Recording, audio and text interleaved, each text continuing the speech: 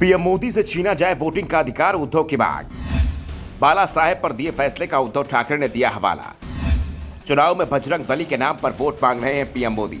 कर्नाटक चुनाव में बजरंग बली का नारा गूंज रहा है।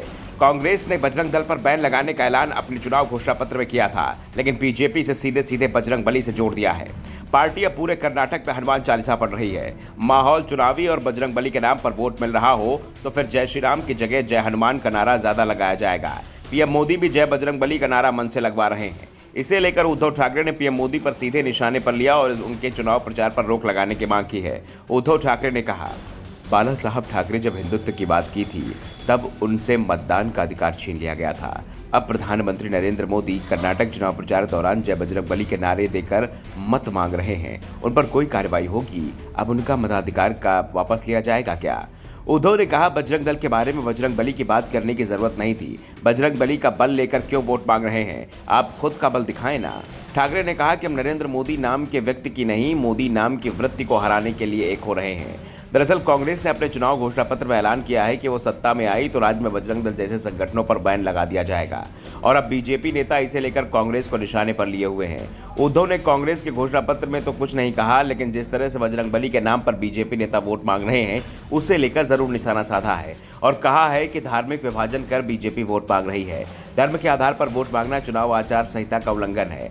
ऐसे में ठाकरे ने पीएम मोदी पर भी कार्रवाई की मांग की है। उद्धव ठाकरे ने दावा किया कि कर्नाटक की जनता इस बार बीजेपी को उसकी जगह दिखा देगी। कर्नाटक में इस बार कांग्रेस सरकार बनेगी और पार्टी आसानी से बहुमत हासिल कर लेगी। इस दौरान उन्होंने शिवसेना विवाद को लेकर भी खुलकर बात की। ठाकरे ने कहा कि अभी ये मामला सुप्रीम कोर्ट में है। इस विवाद से जुड़े दूसरे मामले भी कोर्ट में हैं और हमें उम्मीद है कि कोर्ट में हमें इंसाफ मिलेगा। एकनाथ शिंदे की अयोग्यता से जुड़े मामले की तो सुप्रीम कोर्ट पूरी सुनवाई भी कर चुका है और किसी भी समय फैसला सुना सकता है। उद्धव ने कहा कि सुप्रीम कोर्ट का फैसला आने दें, फिर आगे बात होगी। महाविकास अघाड़ी में मेरी वजह से कोई फूट हो, ऐसा मैं कुछ भी नहीं करूंगा।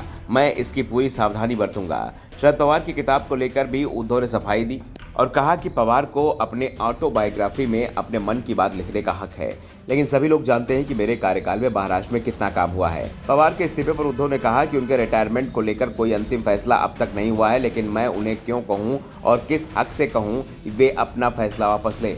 शरद पवार ने अपनी किताब में लिखा, कोरोना काल के दौरान वे सिर्फ 2 मंत्रालय गए, शासन तो अजीत पवार चला रहे थे। शरद पवार ने यह भी लिखा कि पीएम नरेंद्र मोदी शिवसेना के साथ गठबंधन कर संतुष्ट नहीं थे, वे बीजेपी गठबंधन एनसीपी के साथ करना चाहते थे।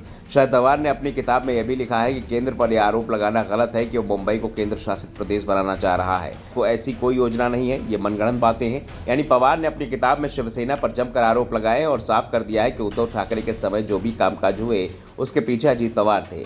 सत्ता अजीत पवार चला रहे थे और इसी तरह का दावा एकनाथ शिंदे गुट के लोग भी करते रहे हैं कि उद्धव ठाकरे सीएम जरूर थे, लेकिन सत्ता का फायदा एनसीपी को मिल रहा था।